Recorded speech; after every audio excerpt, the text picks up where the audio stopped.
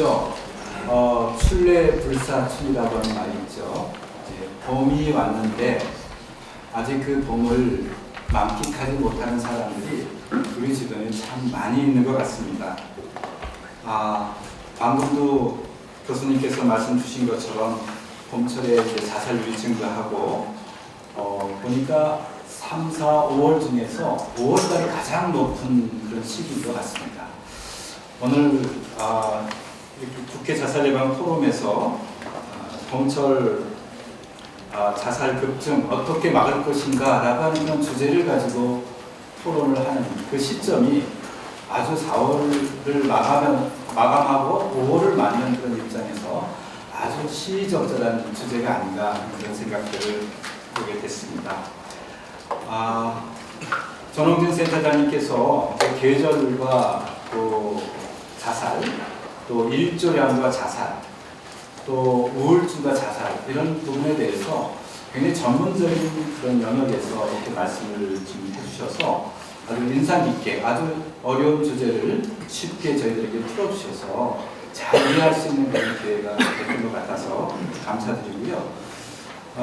그러나 우리가 이제 자살을 예방하는 그런 입장에서의 이런 건강이라든가 정신 건강이라든가 신체 건강이라든가 뭐 이런 것들을 넘어서 우리 사회적으로 어떤 대책을 만들어 갔으면 좋겠는지에 대한 그런 토론이 좀 이어지게 되면 이 주제 강연과 또 자연스럽게 이어져서 또 의미 있는 그런 토론이 될 수 있지 않을까 하는 그런 생각들을 해봅니다. 그래서 오늘 토론자들이 다섯 분의 전문가들이 오셨는데요. 아까 소개를 드렸지만 다시 한번 간단하게 소개드리고 토론을 진행할까 합니다. 중앙자살예방센터 경희대 의대 교수님이신 백종우 센터장님, 연세대 사회복지대학원의 송인환 교수님, 한국심리학회 회장이시고 성신대학교 교수님이신 조현석 교수님, 기독교 자살 예방센터 라이프호프의 장진원 사무장님, 불철주야 많이 애를 쓰고 계십니다. 보건복지부의 장영진 자살 예방 정책과장님. 이 다섯 분을 모시고 토론할 시간을 보니까 한 50분 정도 된 것 같습니다. 충분한 시간을 다 드려야 되는데 여기 플로어에 계신 분들도 전문가들도 많이 와 계시고 또 궁금하신 점들이 있을 테니까 각 토론자들께서 한 7분 정도로 토론을 해주시면 시간이 얼추 맞지 않을까 하는 그런 생각이 듭니다. 먼저 중앙자살예방센터의 백종우 센터장님께서 토론해 주시겠습니다. 네, 감사합니다. 우리 전홍진 교수님 말씀을 잘 들었습니다. 사실 이렇게 정리해서 이렇게 연령별로 위기 상황들을 잘 보여주셨는데 사실 저 자료를 모으는 굉장히 고생하셨을 거라고 생각합니다. 저도 16년에 조금 참여해본 경험이 있는데 경찰의 자살 사망 보고서를 보면 그 사진이 다 붙어 있습니다. 네, 참혹한 사진들도 하루 종일 보게 되고 이 사망 이른 과정에 대한 사연의 안타까움을 보면 참 밥이 잘 넘어가지 않는 그 사진들이 머릿속에서 떠나지 않는 때로는 이제 트라우마가 될 수도 있는 일인데 심리보호센터에서 애 많이 써주셔서 감사드리고 사실 조금 아쉬운 거는 이제 저희가 그 사망 자료라는 게 이제 미국에서는 이제 외인사는 전부 자살을 포함해가지고 이제 검시관이 조사를 하는데 저희는 경찰이 조사를 하는데 일본에는 이제 자살 조사 때 이제 체크리스트가 있는데 그 부분에 대해서는 우리는 아직 그런 매뉴얼 같은 게 좀 없다 보니까 원인이 이제 자세히 기소되지 않는 경우도 적지 않은 것 같기 때문에 좀 보강이 필요하지 않나 싶습니다. 그런 자살에 대한 데이터를 통해 가지고 이제 봄철 자살이 높을 수밖에 없는 이유들을 정진 교수님께서 잘 제시해 주셨고요. 그런 면에서는 이제 일본 같으면 이제 자살 예방 주간을 이제 봄에 진행하고 있는데 북방구 저희나 일본이나 대만 같이 이렇게 계절 변화가 큰 데에서는 봄에 좀 더 적극적인 노력이 필요한 것 같습니다. 그런 의미에서 이제 결국 자살을 생각하는 분들이 우리나라 자살예방법 3조에는 그 자살 위기에 처한 국민은 국가와 지방자치단체에 구조를 요청할 권리가 있다 이렇게 명시하고 있는데 그럼에도 불구하고 사실 구조를 요청하지 않는 것들이 훨씬 많은 것 같습니다. 그 원인은 아무래도 자살을 생각하는 사람이 어떤 고통을 벗어날 수 있는 유일한 해결책으로 자살을 생각하고 있고 이미 이제 본인과 미래와에 대해서 굉장히 부정적으로 보고 아무리 나를 도와줄 수 없다는 이런 이제 최악의 절망의 상태이기 때문입니다. 그래서 이제 이분들이 먼저 도움을 요청하지 않는 경우가 많은 것 같습니다.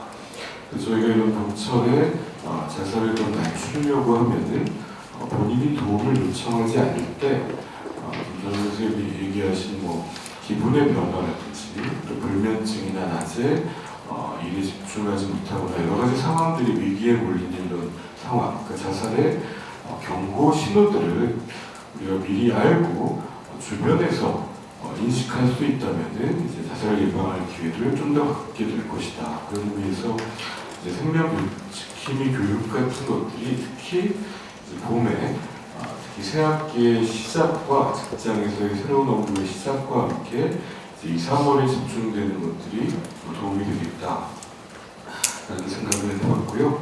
두 번째로 이제 일본에서도 가장 자살률이 높았던 이제 아키타현 같은 경우에 지금 뭐 거의 20년가량 해왔던 이제 공공 캠페인 하나가 이제 안녕히 주무셨습니까? 라는 캠페인이었습니다.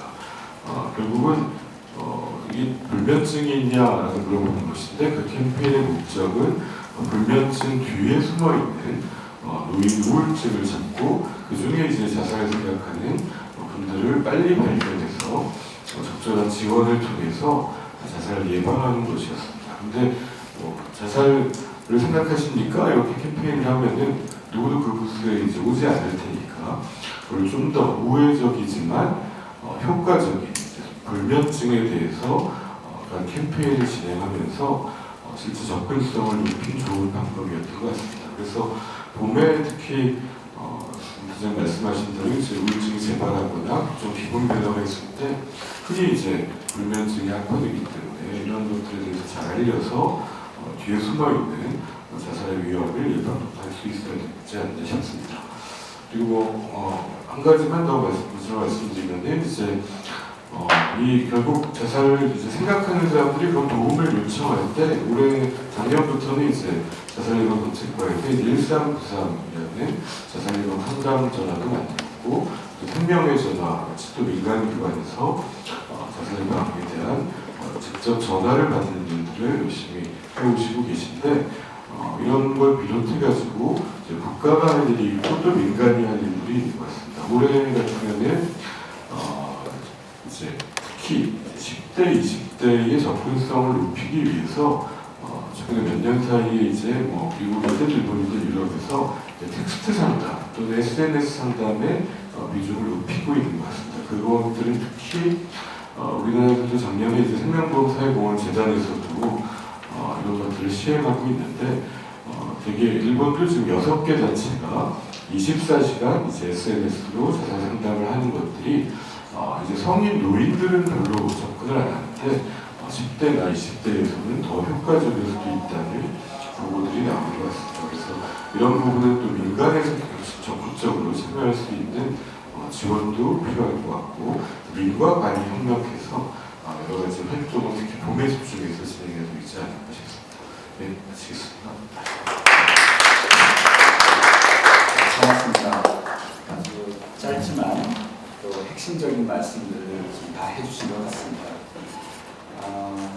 저도 늘 이렇게 생각하는 것 중에 하나가 자살 위험에 처해 있는 사람들, 우울증에 있는 분들이 도움을 요청하지 않는다는 것이 가장 큰 문제인데 교수님 말씀하신 것처럼 봄철 자살 예방 대책을 위해서는 좀 2, 3월에 봄철에 집중적으로 생명 지킴이 교육이나 자살 예방 교육을 했으면 좋겠다 이런 말씀. 또 국민적인 캠페인도 봄철에 좀 진행이 돼서 안녕히 주무셨습니까 이런 캠페인도 중요하지만 또 어떻게 보면 가을에 9월달에 집중된 여러 가지 캠페인들이 봄철에 좀 이루어지면 좀 좋겠다는 그런 생각도 좀 해보게 되고요. 여하튼 민관이 협력해서 자살 예방 활동들을 역할을 좀 분장하고 또 협력하면서 해나갔으면 좋겠다는 그런 말씀, 아주 좋은 말씀이라고 이렇게 생각이 됩니다. 고맙습니다. 네, 그 다음에는 우리 송인환 교수님께서 출연해 주시겠습니다. 네, 안녕하십니까. 우리 장홍진 교수님 강의를 듣고 햇볕을 쓰면서 토론을 해야 됩니다. 어떤 곳에서 모시게 된 대상 송구스럽습니다. 우리 장홍진 교수님께서는 중앙심리건강센터장을 맡고 계시면서 그 누구보다도 자살의 원인과 맥락에 대해서 가장 많이 연구하시는 분이기 때문에 오늘 아주 중요한 결과들을 말씀해 주셨다고 생각하고 감사드립니다. 학술적으로 어떤 원인이 자살을 유발하는지를 밝히는 그 메커니즘을 이해하는 건 중요한 것 같습니다. 그 점에서 햇빛이 어떤 식으로 신체적으로 영향을 미치고 또 자살에 영향을 미치는지 중요한 화두를 던져주신 것 같습니다.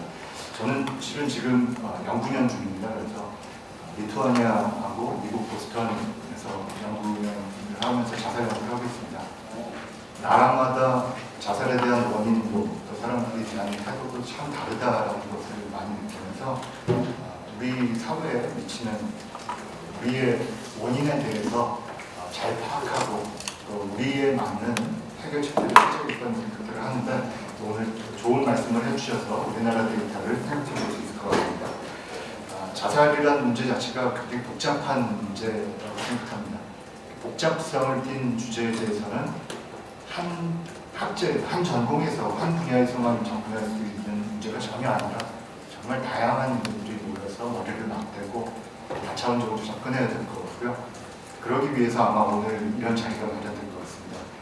우리 장홍진 교수님께서 생물심리학적인 햇볕의 작용에 대해서 또 말씀해 주셨는데 그에 대해서 사회적으로는 또 어떻게 볼 수 있는지를 말하는 게 오늘 제 역할이 아닌가 생각을 합니다. 영어 표현에 그 자살 관련으로 스프링 피크라는 단어가 안에 있습니다. 항상 봄철에 자살률이 가장 높다는 연구 결과가 많이 나와 있는데요. 이미 120년이 지났는데도 여전히 자살 관계의 바이블처럼 이루어지는 에밀 듀르킴의 자살론에도 최초로 봄에 자살 숫자가 가장 높다는 통계를 얘기하고 있었습니다. 그 이후로 지금 120년 지났지만 여전히 봄에 높은 자살률에 대해서 우리가 미스테리를 가지고 있는데요. 여러 학자들이 이 봄철의 자살에 대해서 얘기했던 것을 제가 또 오늘 우리 장홍진 교수님께서 학술적으로 발표해 주셨으니까 다른 연구들을 제가 소개하는 것도 의미가 있을 것 같습니다. 하버드 대학의 심리학과 마이클 노 교수도 같은 주장을 합니다. 햇볕과 자살과의 관계가 있다.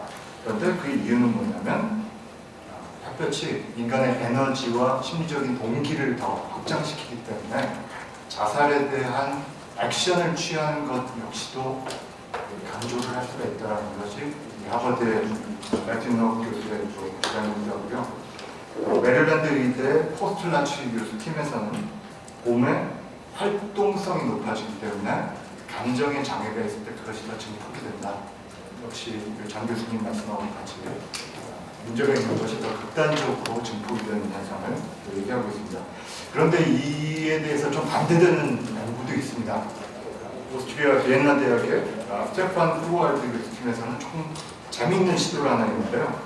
그럼 이게 진짜 햇빛 때문이냐 아니면 햇빛으로 인해서 인간 활동이 많아지니까 인간 간의 상호작용이 많아져서 여기서부터 스트레스를 받는 거냐 그 두 가지가 뭐가 다른가를 실험을 해보기 위해서 아주 흥미로운 아이디어를 가졌습니다. 감옥이 전 세계적으로 자살률이 가장 높은 것 중에 하나잖아요.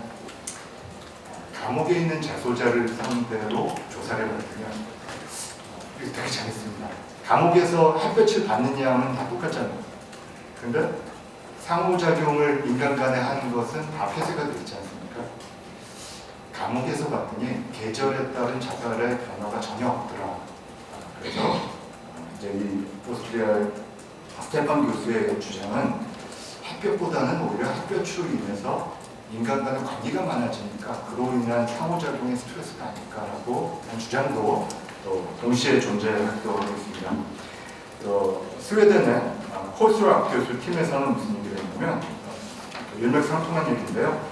겨울 동안에는 인간 간의 관계가 적어지고 직장인들의 스트레스가 적어지니까 자살에 대한 노력도 작아지지만 봄이 되다 보니까 사회적으로 받는 압력도 늘어나더라 같은 말씀을 해주셨고요. 또 환경적인 조금 다른 재미있는 얘기인데요. 그 알러지 유발 물질, 꽃가루라든지 봄에 그 메릴랜드 의대의 포스톨라치 교수 팀에서 했던 연구인데요. 그리고 알러지를 유발시키는 물질들이 자살과 관련이 있는 것 같다라는 결과를 발표하게 됐습니다. 무엇이냐면 봄철에 알러지 유발 물질들로 우울이나 불안이나 수면 장애가 심해지기 때문에 그것이 또 자살에 영향을 미친다. 같은 연구도 있었습니다. 좀 더 제가 하고 있는 사회과학적으로 심리사회적 얘기를 좀 더 옮겨가 본다면요. 하버드 의대 루디스 교수 팀에서는 봄이 되면서 희망을 가지는데 희망이 이루어지지 않았을 때 절망감으로 인해서 자살이 높아진다는 연구 결과를 발표하고 있습니다. 봄이 되기 때문에 외로움이 더 증폭되면서 봄이 되면 뭔가 좋은 일이 있겠지라는 기대감이 충족되지 않았을 때 절망감을 가진다는 해석을 하기도 했었고요. 너무나 많은 연구가 있지만 마지막으로 제가 강조하고 싶은 그 서던 인지니어 대학의 가반 내쉬라는 팀이 우리나라 상대적인 박탈감 여기 계신 모든 분들이 생각해 보시지 않았나 생각했는데요. 봄이 되니까 나는 더 나보다 있고 더 초라한데 주위의 사람들은 너무나 행복해 보이고 주위는 다 화려해 보이고 나는 이 상대적인 박탈감 속에서 얼마나 괴로울까라는 생각을 하기 때문에 자살로 이어질 수 있다는 봄의 상대적인 박탈감에 대해서 원인으로 이야기를 하기도 합니다. 이 봄과 자살에 대해서 많은 연구 결과가 주장들과 해석들이 있었는데요. 저도 물론 우리 정웅진 교수님 말씀하신 전적으로 동의하면서 생물학적인 원인이 있는 것 동시에 제가 여기 온 책임이 있으니까 사회적인 부분으로 더 말씀드린다면 불평등 문제, 상대적인 박탈감을 만들어내는 불평등의 문제에 대해서 어떻게 우리가 접근하느냐가 고려해야 될 중요한 주제가 아닌가 생각을 합니다. 이 불평등은 두 가지로 한번 생각해 보겠습니다. 심리적인 자본의 불평등이 생각합니다. 누군가 더 많이 행복하고 누군가 더 많이 심리적으로 안정감을 가지고 있는 반면에 누군가는 심리적인 자본이 박탈되어 있을 때 자살에 대한 생각이 더 높아진다면 더 많이 가진 사람들과의 간격을 어떻게 좁힐 것인가, 어떻게 더 많이 가졌을 때 주의를 헤아릴 수 있을까 같은 것도 우리 문화로서 작동해야 되지 않을까라는 좀 거대한 이야기지만 한번 고려해야 될 주제 같고요.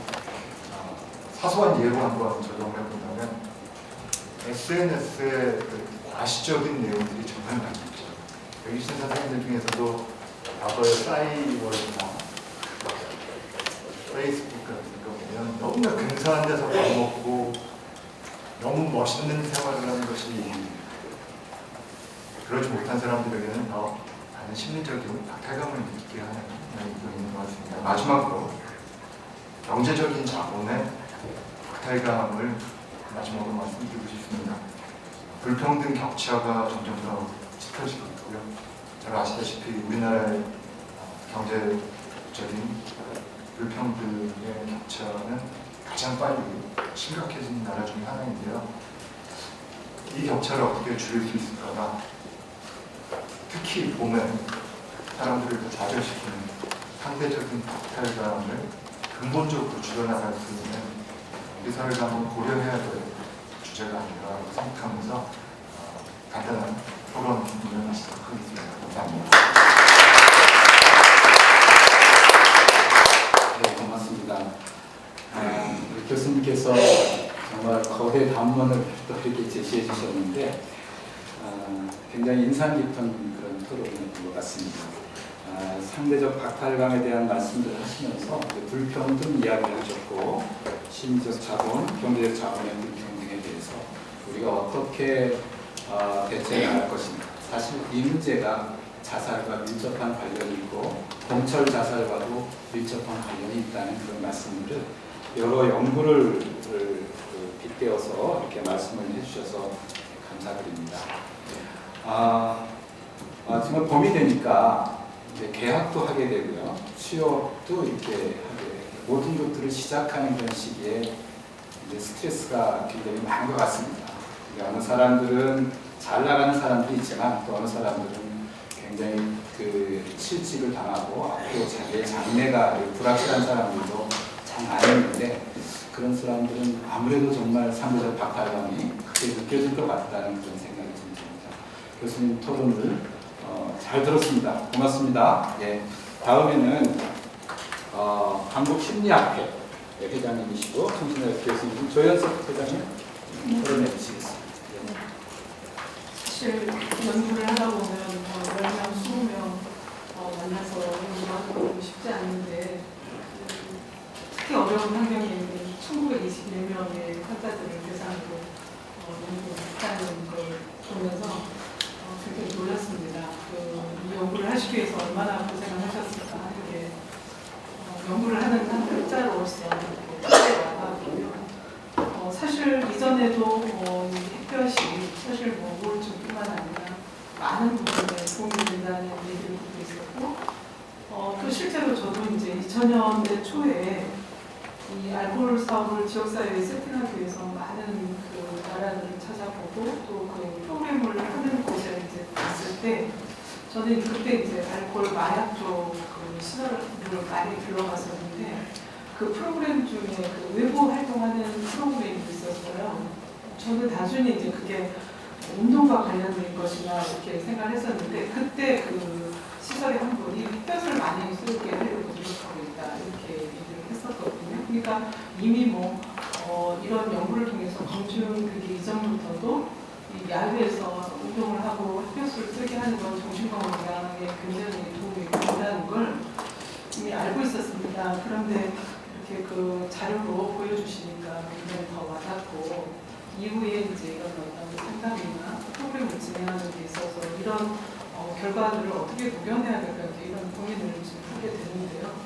저는 오늘 이제 그 학자 입장, 심리학자로서의 그 문제를 좀 보고 싶습니다.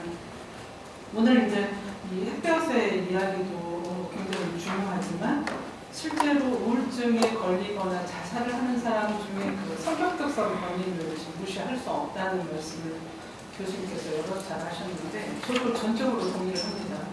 사실 우리 누구나 스트레스를 가지고 어려움을 겪으면서 사는 건 모든 사람한테 있는 일상인데 왜 누구는 그것이 자살을 해야 될 정도로 크게 지각이 되고 어떤 사람은 그걸 좀 극복할 수 있을까 이게 이제 저는 굉장히 중요한 관건이라고 생각합니다.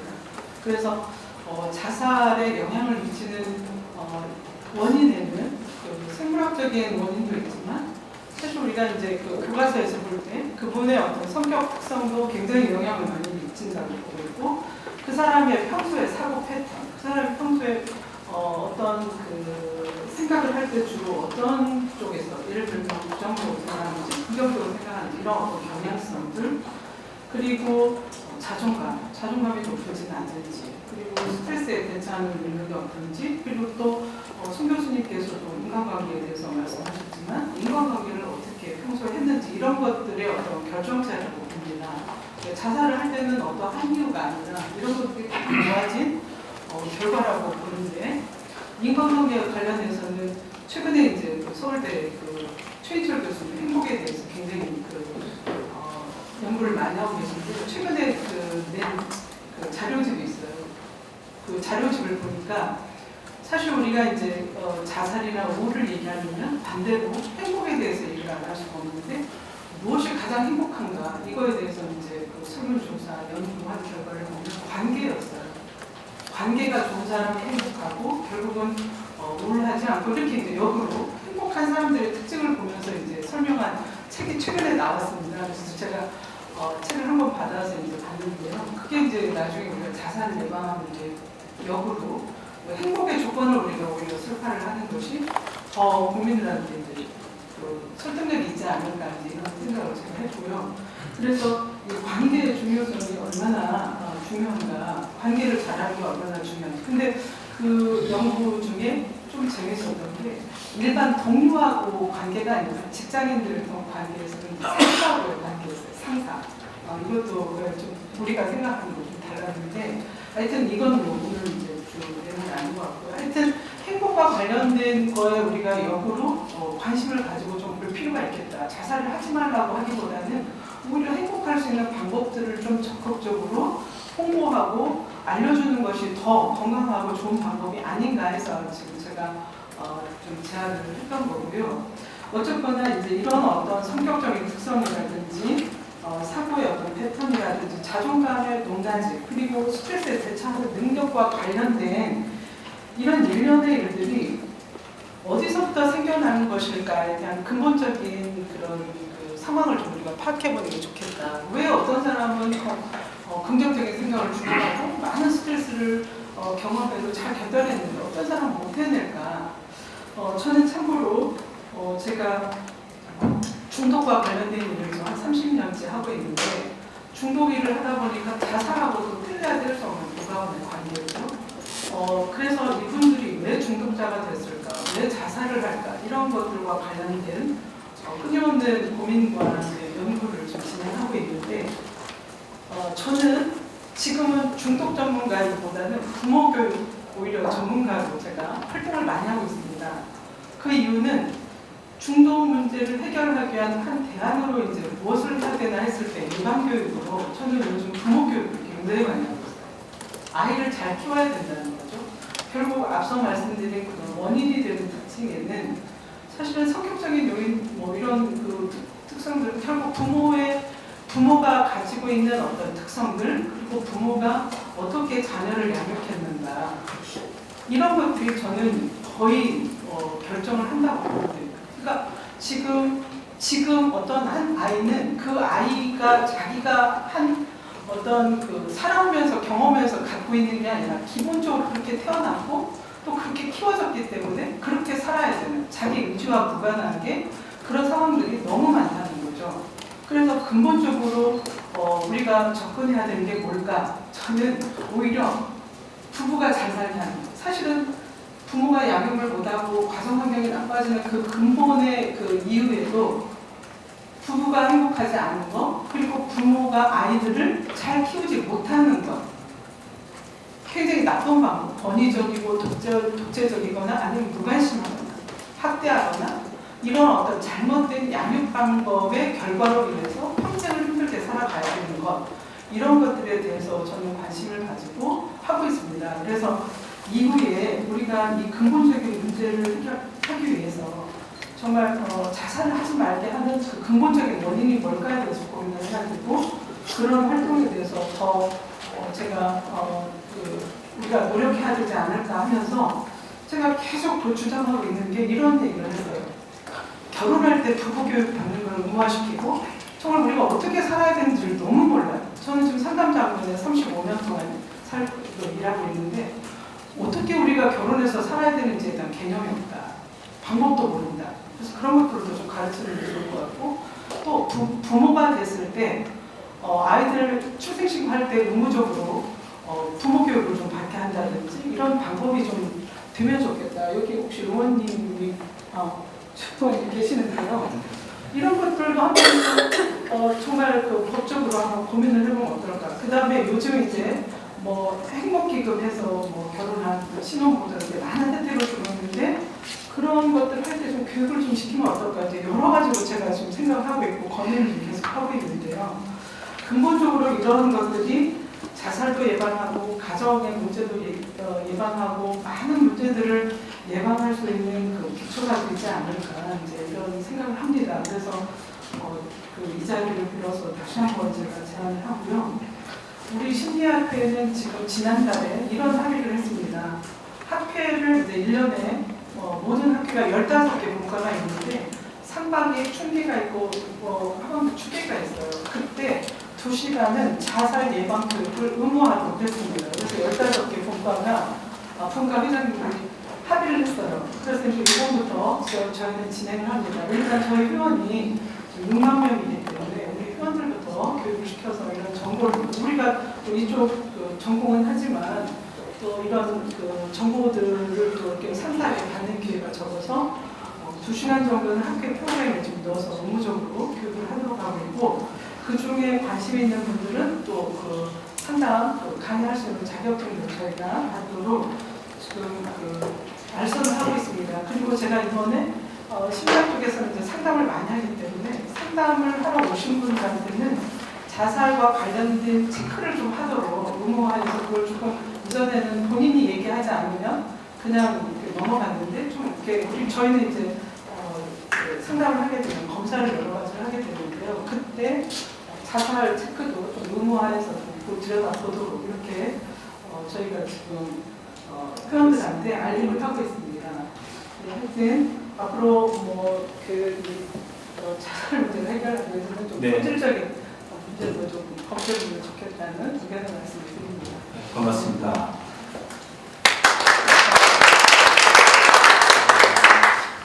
아까 전에 우리 성인환 교수님께서 이제 자살 문제가 어느 한 가지 원인에 의해서 이루어지는 것이 아니라 다차원적인 그런 접근을 해야 되고 자살 문제의 복잡성에 대한 그런 말씀을 주셨어요. 근데 우리 조현석 회장님께서 말씀을 하실 때 또 그것도 좋은 또 힌트가 되지 않을까 싶습니다. 자살을 하지 말자라고 하는 것도 중요하지만 또 우리가 어떻게 하면 좀 행복할 수 있을까? 어떻게 하면 좋은 인간관계를 갖고 살아갈 수 있을까?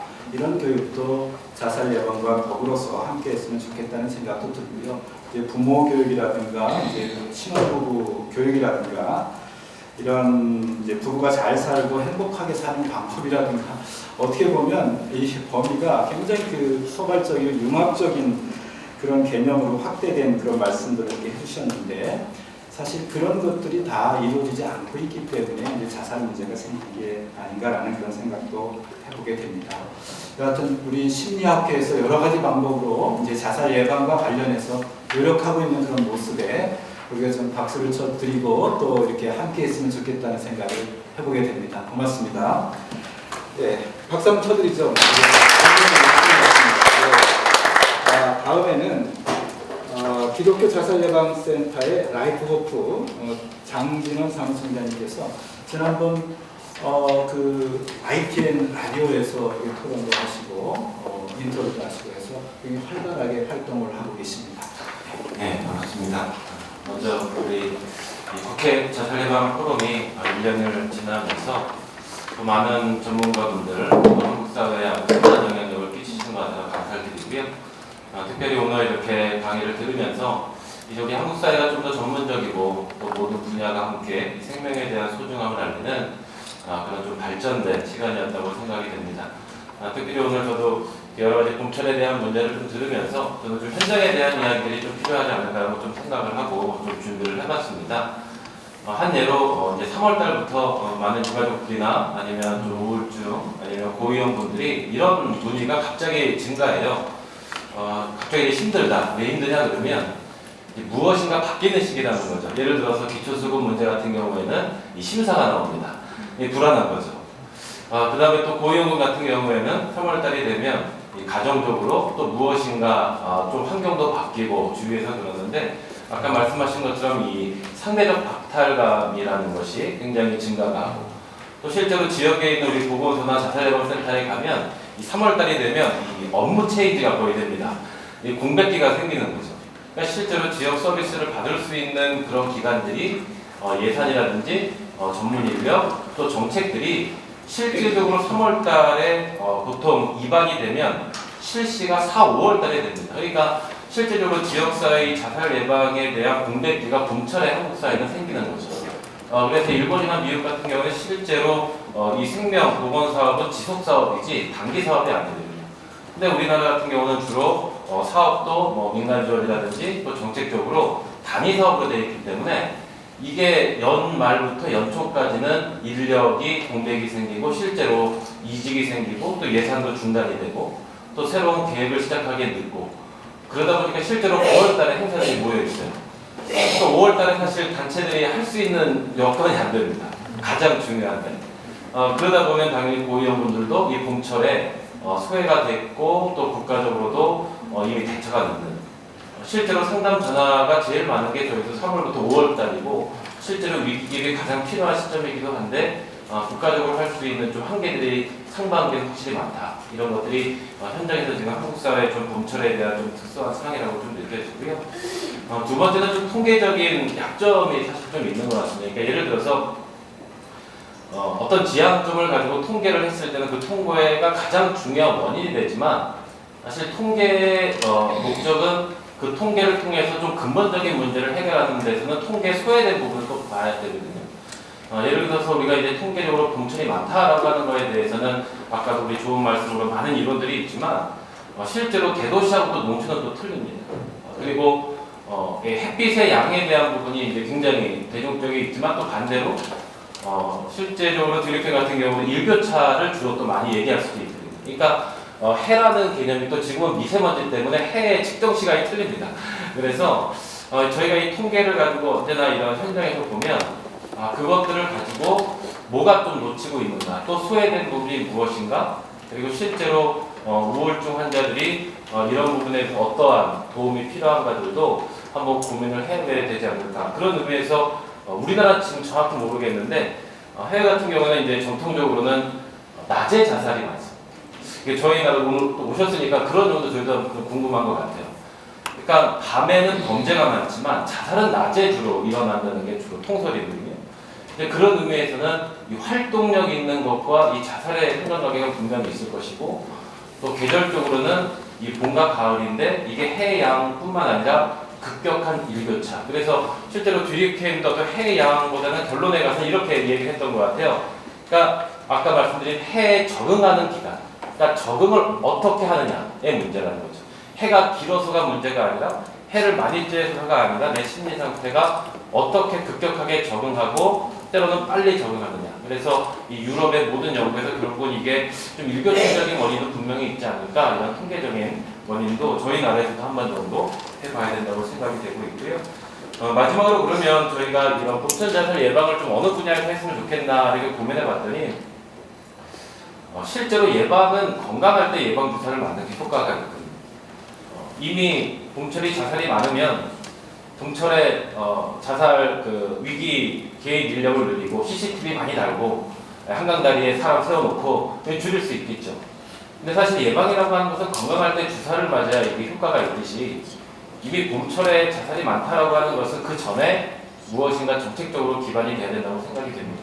아까 말했을 때 좀 정책적으로 이미 겨울부터 준비를 하고 특별히 학생들은 이 3월 달에 자살이 굉장히 늘어납니다. 그러니까 새학기라는 거죠. 그러니까 교육을 이제 중간고사 끝나고 학교 공부 비는 시간 하는 게 아니라 좀 땡기는 거죠. 좀 정책적으로 아이들이 처음에 단순히 이 자살 예방 생명 교육뿐만이 아니라 관계, 인성, 뭐 여러 가지 폭력 이런 교육들이 오히려 정책적으로 조금 처음에 이루어지고 또 지역사회 고위험군 관리도 좀 그들이 안정적일 때 아까 말한 겨울철이거든요.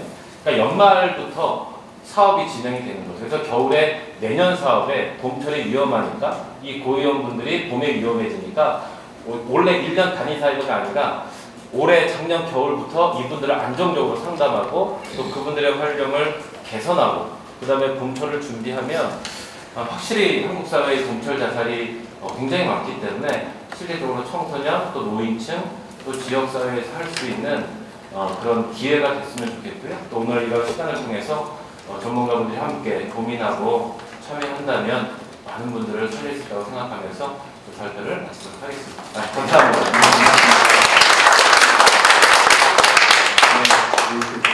장준원 사무총장님 감사합니다.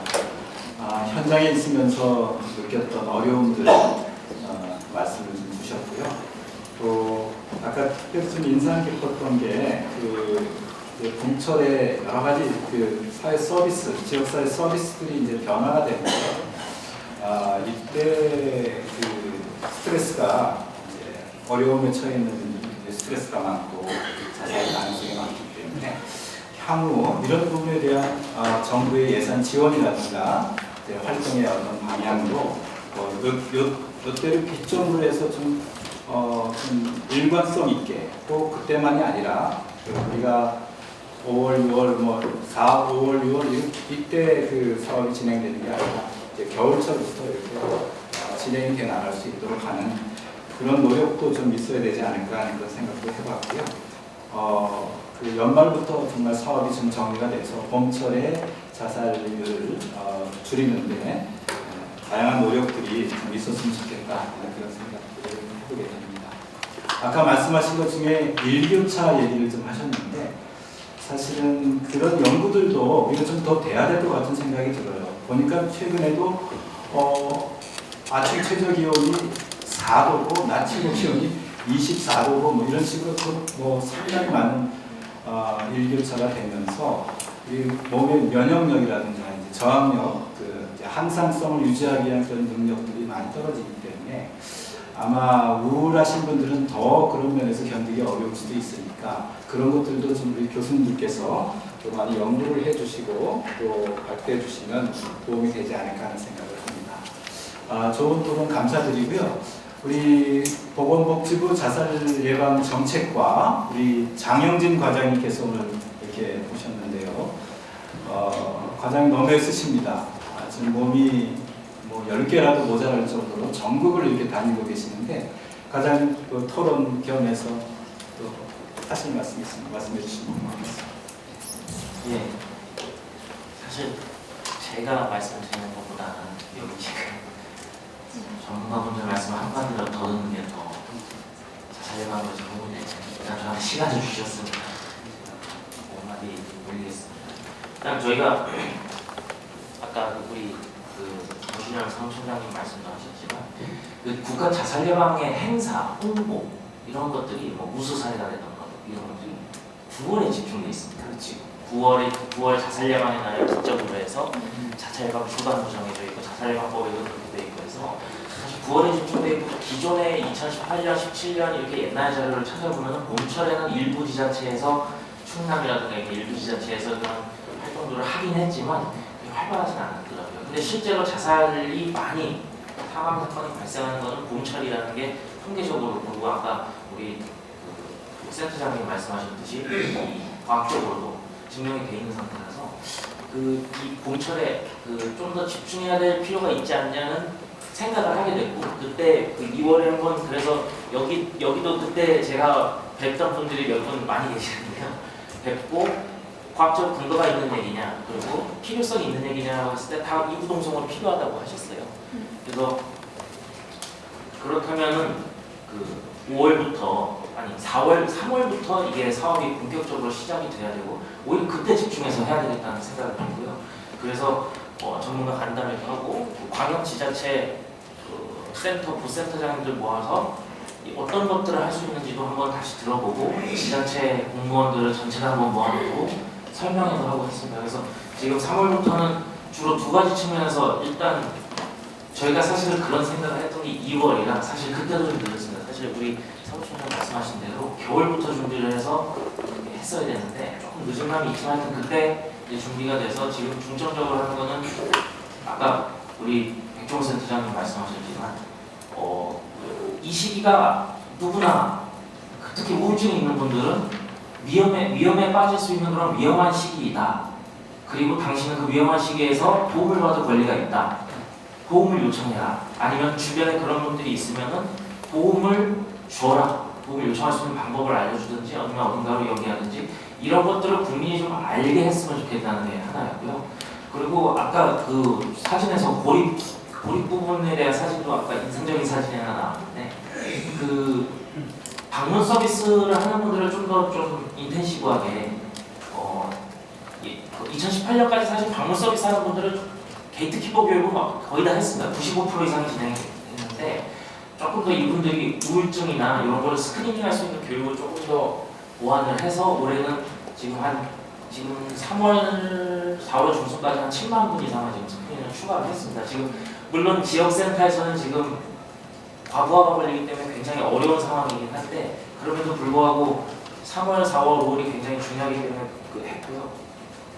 그래서 그렇게 두 가지 그런 메시지를 알리는 것 그리고 스크리닝하는 것 이렇게 두 가지를 접근해서 하고 있고 특히 메시지 알리는 것 관련해서는 저희 창안도 기고를 한번 하셨고 또 우리 여기 우리 하상 원장님도 기고를 하셨고 했지만 그런 부분을 좀 국민들이 잘 알 수 있게 이거를 정부가 한번 무슨 위험주간 이렇게 해서 한번 해볼까 생각했는데 그거보다는 조금 일단 한번 올해는 전문가의 입을 통해서 국민들이 이게 과학적인 얘기구나 근거가 있는 얘기구나를 좀 알고 좀 요청하실 수 있도록 몇 분 기고를 부탁드렸고 또 동아일보에서는 봄철이 우울증 이런 분들에게 굉장히 미기시키고 어떻게 하면 그분들을 발견하고 도와줄 수 있는지에 대해서도 굉장히 자세한 기사를 한번 실어주셨어요. 그래서 굉장히 감사하다는 생각을 했고 추가로 이 토론회가 잡혔을 때 굉장히 반가웠습니다. 반가웠고 많은 분들이 봄철의 중요성에 대해서 인식하는 계기가 되겠구나 하는 생각을 했고요. 아까 말씀 중에 기초생활수급, 그러니까 복지수급의 변화 그리고 봄철에 여러 가지 학기초 직무도 바뀌고 직장인들도 그렇고 뭐 여러 가지 영향이 있을 텐데 향후에는 봄철에 이것들을 일본의 아까 봄철 캠페인이 있듯이 좀 체계적으로 접근할 수 있는 것들을 올해 한번 진행을 해보면서 좀 고민을 많이 해봐야 될 것 같습니다. 이상으로 마치겠습니다. 네, 고맙습니다. 원장님께서 많은 과제를 갖고 이렇게 가시게 될 것 같습니다. 토론을 통해서. 네, 여기 5분의 그 토론을 잘 들었습니다. 보니까 지금 말씀을 좀 전반적으로 좀 요약해서 좀 정리를 한다면 봄철 자살이 참 중요하다라고 하는 데 있어서는 모두 다 공감하시는 것 같고요.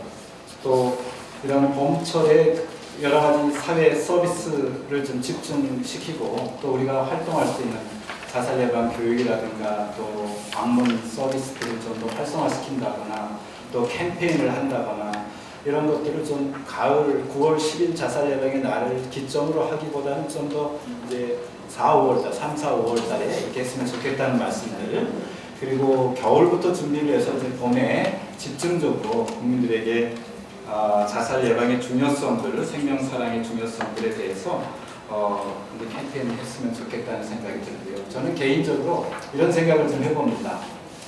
이때 좀 아까 안녕히 주무셨습니까? 라고 하는 캠페인이 참 좋은 것 같아요. 그런 것처럼 우리가 중앙자살예방센터에서 괜찮니 캠페인도 참 괜찮은 것 같아요.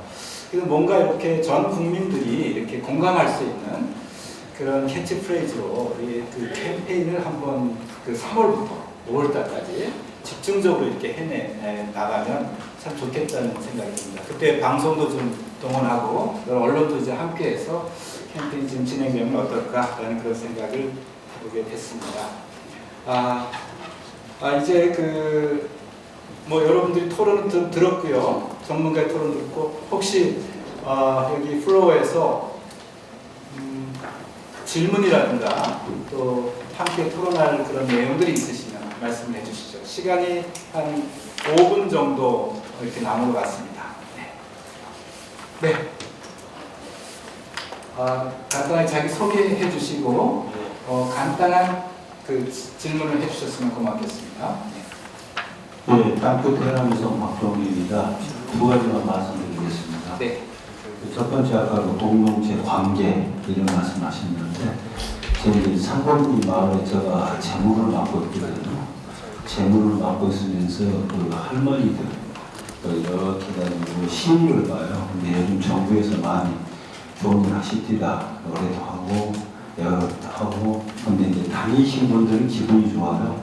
그런데 다니지 않는 친구들 그래서 공동체가 필요하다는 생각을 현지에서 느끼고 있습니다. 독일 같은 경우는 공동체 집을 정부에서 지어주면서 건강한 사람, 어린이 있는 사람, 그 다음에 노인들, 장애인들 이렇게 해서 같이 노인들은 어린이들이 보면서 즐기게끔 장애인들은 건강한 사람이 도와주면서 이런 시스템이 있는 걸로 알고 있거든요. 농식품부에서 일부 시행을 하고 있는 걸로 알고 있는데 제가 봤을 때는 찔끔찔끔 하다 보면 효과가 있겠느냐 하는 것하고 두 번째 과장님 제가 봤을 때 해남군청에 우리 전국에서 가장 농경지가 넓은 곳이 해남군입니다. 해남군인데 거기서 이제 그 자살 군에다 제가 물어봐요. 자살률이 가장 높은데 해남군은 통계가 어떻게 되어 있느냐? 그걸 물어보니까 거의 없다는 거예요. 왜 그러느냐? 창피하니까 안 내놓는다는 거예요. 그래서 우리 있는 마을에 자살한 사람 그거는 암암에 물어보니까 창피한 일이 있어가지고 자살을 가르쳐 주지를 않아요. 그래서 이런 그 원인이 안 나온 상태에서 정책을 편다고 했을 때 그게 나오겠는가. 그래서 제가 이제 딴 데다 또 병원에다 물어봤어요. 이걸 이렇게 해서 통계에 이렇게 하면 안 나오는데 그게 맞겠습니까? 그렇게 하니까 자기들도 그렇게 할 수가 없다는 거예요. 왜냐? 사생활 보호 뭐 이런 게 있어가지고 그렇게 하더라고요. 그래서 제가 봤을 때는 어떻게 잡는 거. 참고로 작년에 그 농식품부 농업정책과장님이요. 프랑스가 1년에 농민이 자살한 사람이 500명이 된다고 합니다. 선진국이 500명이었을 때 우리나라는 자살한 농민이 아마 훨씬 더 많을 건데 이런 것들이 안 잡혀가지고 허수들이 상당히 있지 않겠는가. 그리고 통계를 정확히 잡아야 되지 않겠는가. 이런 생각을 두 가지 참고 말씀드립니다. 이상입니다. 네, 고맙습니다. 최승렬 의원님께서 말씀해 주시겠습니다. 마지막에 해야 되는데 정치를 모르고 있어가지고 네. 먼저 보고 신뢰를 해야 될 것 같습니다. 아까 우리 진홍진 우선 방금 그 우리 질문하신 그 통계의 문제점 우리가 한번 작년에 짚었던 것 같고요. 통계가 부정확한데 우리가 대책이 나오겠느냐, 또 원인을 모르는데 이런 것도 좀 좋으신 질문 같고요. 또 제가 개인적으로 지역구가 여수다 보니까 저는 뭐 여수의 자살률도 잘 모르겠습니다만은 그 물론 보통 바닷가 약간 도시들이 자살이 적다라고 그렇게 말씀하신 것이 맞는 건지 나는 바다를 보고 있으면 우울증이 그래가지고 가만히 혼자 사시면서 바다만 보고 사시는 분들이 처음에는 좋은 것 같아도 나중에 우울증이 늘어난다 이런 것도 있었는데 아까 위로는 전부 다 바닷가에가 자살 이런 것에 대한 이런 것이 들어서 좀 보고 싶고요. 지난번 전체 세미나 할 때는 그 음주가 자살과 비례한다, 음주율이. 그래서 아까 뭐 냉장고에 소주도 나왔습니다만 그 음주율 건 상당히 일리가 있다. 그리고 또 중독자들과의 자살과의 관계가 상당히 심하기 때문에 우리가 음주를 많이 하는 사람은 좀 어렵고 음주를 많이 하신 분들을 위한 관찰 대상자, 요주의 대상자로 관찰을 해야 되지 않겠나 그런 생각을 했는데 오늘 이제 햇빛이 자살과 관련이 있다라는 것에 대해서 상당히 저도 궁금했고 상당히 좀 의아스럽게 했는데 아까 여러 가지 뭐 상대적 박탈감, 뭐 SNS를 보면 저도 그래요. SNS 보면 이 사람 다 행복하다 생각하면 나는 게 정말 나는 뭐냐 이런 생각도 들고 그래서 SNS도 또 일리가 상당히 있는 것 같고 또 아까 우리 말씀하시면서 본청은 아무래도 좀 그 모든 것을 조사하고 어떻게 보면 사각지대는 시기가 봄철이기 때문에 겨울부터 미리 준비를 해야 된다라는 그런 것도 다 일리가 있어서 우리 이걸 좀 정리를 하고 좀 각 기관에서 이런 것에 대한 대안을 마련해야 되는데 문제는 항상 뭐든지 이렇게 문제를 보면 예산 금년에도 뭐 자살 예방 예산이 지금 한 200, 작년보다 50억 늘었어요. 210억인가 지금 책정이 됐는데 뭐 하는 것은 예산이 풍부해야만이 일본에 비해서 뭐 우리가 그 말씀드린 것처럼 기업 스프로는 3천억인데 우리는 200억이다 이렇게 해서 30, 40배 차이가 난다 이런 것을 듣고 우리나라 예산이 문제인데 이런 그 모든 기관들이나 이런 제대로 된 역할을 할 수 있기 위해서 또는 제대로 된 교육을 실시하기 위해서 아까 교육, 부모교육, 부모교육 이런 게 전부 예산과 관련이 되어 있기 때문에 결국은 국회가 할 일이 많고 보건복지부가 할 일이 많다라는 생각을 합니다. 그래서 제가 그런 느낌을 듣고 앞으로 열심히 해야 되겠다는 생각을 합니다. 이 정말 바쁘신 중에도 끝까지 참여하셔서 이 토론을 다 들으신 우리 지승려 의원님께 정말 감사드립니다. 큰 박수.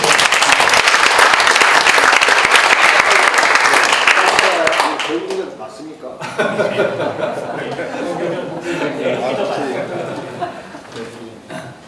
아까 우리 해남에서 오신 우리 선생님 좋은 질문 감사드립니다.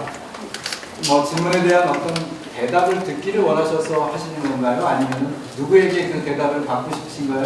아니면 의견을 제시하신 건가요? 네, 됐습니다. 평범한 와서 듣고 네. 자살 저도 이렇게 하다 보니까 네. 좀 이유가 있는 것 같아서 그렇군요. 왔습니다. 아니, 정말 말씀하신 것처럼 정말 그 시골에서는 농촌에서는 정말 그 공동체의 집 같은 그런 공간을 통해서 마을 주민들이 함께 어울리고 좋은 관계를 갖는다는 게 자살 예방에 아주 중요한 것 같다는 그런 생각이 들고요. 말씀하신 것처럼 뭐 시골은 더합니다. 서울도 마찬가지, 도시도 마찬가지지만 자살하게 되면 사회적 오명, 스티그마 나기 때문에 그 자살을 밝히지 않고 숨기고 있기 때문에 자살률을 명확하게 우리가 통계를 잡기가 어려운 그런 자살도 참 많이 있다는 거 공감하고 그런 것도 우리가 같이 노력을 나가야 될 그런 과제가 아닌가 그렇게 생각합니다. 너무 감사드리고요. 혹시 또 다른 질문 같은 거 있어요? 네. 질문은 아니고요. 예. 오늘 먼저 북철 자살 원인 그리고 대책에 대해서 많이 주셨습니다. 큰 도움이 될 것 같고요. 저는 이제 토론하신 분들 이렇게 말씀드리면서 그런 생각을 좀 해봤습니다. 계절이 우리나라에만 있는 게 아니고 다른 나라에도 있고 왜 우리나라가 이게 더 높나? 우리가 객관적인 지표로 보면 소득의 불평등도도 굉장히 좋은 수준에 와 있어요. 사실은 OECD 그 지니 계수 아이들을 보면은 인구가 이 정도 되는 나라에서 우리보다 나은 나라들이 별로 없습니다. 그리고 아주 많은 시간 내에 우리 환경이 전반적으로 크게 개선이 됐습니다. 최근 들어와서 그 속도가 더뎌지면서 조금 좌절감이 생길 수는 있지만 객관적인 상황이 우리가 자살률이 다른 나라보다 높을 이유가 없는 그런 사회거든요. 물론 이제 뭐 유교적인 문화 때문에 인간관계가 붙지 못하고 또 경쟁심이 심하고 좀 여러 가지 문제가 있죠. 저는 이제 거기에 덧붙여서 우리 사회를 더 빨리 더 멋진 사회로 바꾸고자 하는 그 욕망, 의욕이 넘치는 분들이 우리 사회의 문제를 그런 인간 사회가 갖고 있는 본질적으로 갖고 있는 격차라든지 여러 가지 문제를 무시하고 너무 이상적으로 표현을 하면서 우리 사회의 나쁜 면을 너무 많이 부각시키는 것이 그것이 큰 원인으로 작용하고 있지 않나. 정확하게 객관적으로 인식을 하고 지금까지 엄청나게 개선이 되어왔고 앞으로도 다른 어느 사회보다 빠른 속도로 개선될 가능성이 많다는 것을 계속 홍보를 해나간다. 그런 것을 국민들이 일반적으로 인식을 한다면 북철뿐만 아니라 연중 자살률이 많이 떨어지는 사회가 되지 않을까 그런 말씀입니다.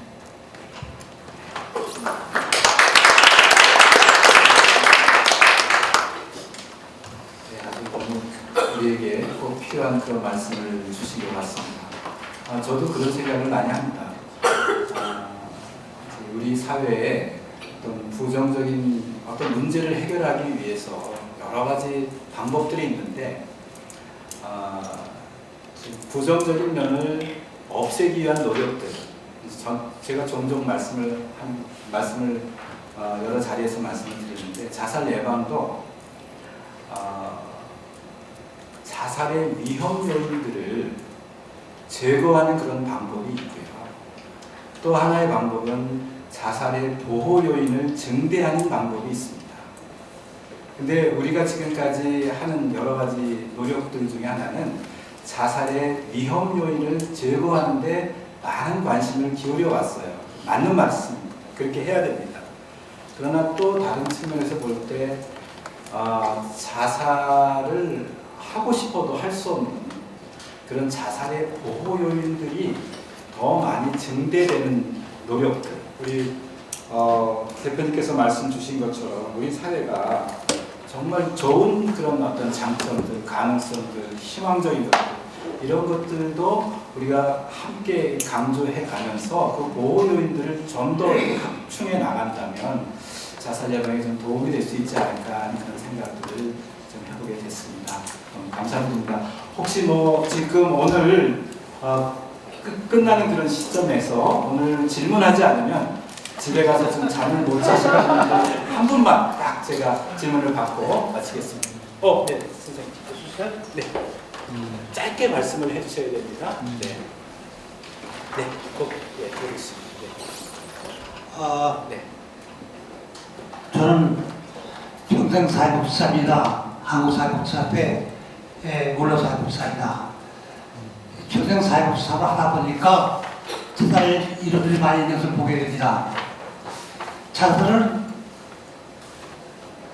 이 시간에 딱 들은 게 아니라 할까 말까, 자살을 할까 말까, 앰비밸런스 필링이 거기 들어있을 때 환경이 너 죽어라 해가지고 자살하게 되는 거죠. 그런데 자살 예방센터나 보건소마다 다 예방센터가 있는데 노인복지관에도 가서 앰비밸런스 필링을 해결시킬 수 있는 복지사들을 많이 뽑기나 줘야 되겠다 하는 부탁을 드립니다. 네. 아유, 고맙습니다. 지금 말씀하신 것 중에 이런 자살하는 사람들이 죽고 싶은 그런 충동에 휩싸여 있는 게 아니라 살아야 될까 죽어야 될까 망설이고 있을 때 우리가 그 살려고 하는 그런 의지를 더 많이 이렇게 키워주고 잡아야 된다는 그런 말씀을 해주신 것 같습니다. 너무 좋은 말씀 고맙습니다. 네. 네. 그러면 2019년 국회 자살예방 포럼 2차 정책 세미나 봄철 자살 급증 어떻게 막을 것인가 토론을 마치도록 하겠습니다. 고맙습니다. 네.